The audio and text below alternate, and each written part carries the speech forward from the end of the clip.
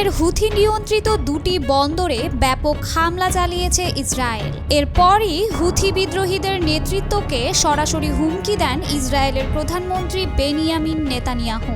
Israel জানিয়েছে, ইসরায়েলের দিকে হুথি বিদ্রোহীদের ছোড়া ক্ষেপণাস্ত্রের জবাবে তারা ইয়েমেনের হোদাইদা এবং আল সালিফ বন্দরে হামলা চালিয়েছে।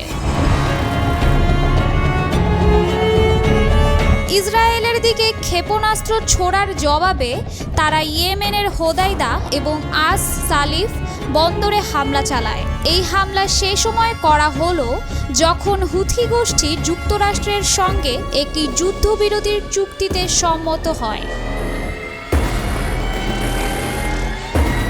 এক বিবৃতিতে ইসরায়েলি প্রতিরক্ষা বাহিনী আইডিএফ এই হামলার তথ্য নিশ্চিত করেছে। বিবৃতিতে বলা হয়, শুক্রবার ক্ষেপণাস্ত্র ও ড্রোন হামলার জবাবে হুথি নিয়ন্ত্রিত হোদাইদা ও আস সালিফ বন্দরে সন্ত্রাসী অবকাঠামো লক্ষ্য করে হামলা চালিয়ে ধ্বংস করা হয়েছে। হুথিদের এই দুটি বন্দর অস্ত্র স্থানান্তরে ব্যবহৃত হতো বলে দাবি তাদের। হুথিদের আল মাসিরাহ টেলিভিশন জানায়, লোহিত সাগরের বন্দর হোদাইদা এবং এর উত্তরের বন্দর সালিফে একাধিক বোমা হামলা চালিয়েছে ইসরায়েল। হুথি নিয়ন্ত্রিত ইয়েমেনি স্বাস্থ্য মন্ত্রণালয় জানায়, এসব হামলায় অন্তত 1 জন নিহত এবং 9 জন আহত হয়েছেন। ইসরায়েলি সামরিক বাহিনী জানায়, তাদের 15টি যুদ্ধবিমান হুথি নিয়ন্ত্রিত লক্ষ্যবস্তুতে 30টিরও বেশি বোমা নিক্ষেপ করে। তারা দাবি করে, লক্ষ্যবস্তু হিসাবে ব্যবহৃত এসব বন্দর অস্ত্র পরিবহনের জন্য ব্যবহৃত হচ্ছিল। 2023 সালের অক্টোবর থেকে গাজায় ইসরায়েলের হামলার পর ফিলিস্তিনিদের প্রতি সংহতি জানিয়ে হুথিরা ইসরায়েলের বিরুদ্ধে হামলা শুরু করে। ইসরায়েলও শুরু করে পাল্টা হামলা, যার মধ্যে গত 6 মের একটি হামলায় ইয়েমেনের রাজধানী সানার প্রধান বিমানবন্দর ক্ষতিগ্রস্ত হয় এবং কয়েকজন নিহত হন।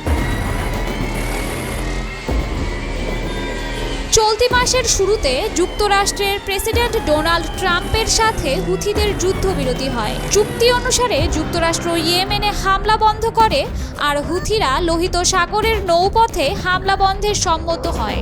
যুক্তরাষ্ট্র ও হুথিদের এই চুক্তি সম্পন্ন হবার পর এটিই ছিল হুথিদের ওপর প্রথম ইসরায়েলি হামলা।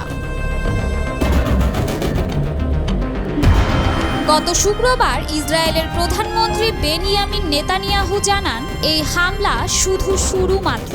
তিনি হুথিদের কেবল একটি হাতিয়ার হিসেবে অভিহিত করে অভিযোগ তোলেন যে তাদের পেছনে রয়েছে ইরান।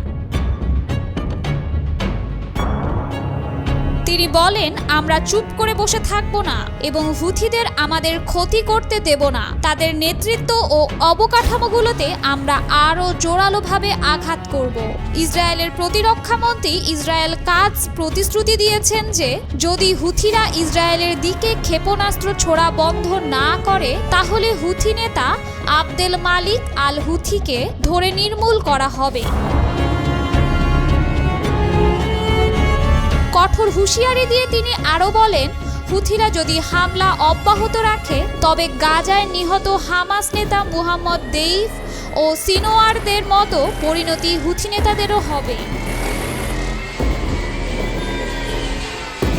রাজধানী আম্মান থেকে আল জাজিরার সাংবাদিক হামদা সালহুদ জানিয়েছেন, ইসরায়েল মার্চ মাসে হামাসের সঙ্গে যুদ্ধবিরতি লঙ্ঘন করার পর থেকে গাজা স্বাস্থ্য মন্ত্রণালয়ের তথ্য অনুযায়ী প্রায় 3000 মানুষ নিহত হয়েছেন এবং হুথিরা কমপক্ষে 34টি প্রজেক্টাইল ইসরায়েলে নিক্ষেপ করেছে।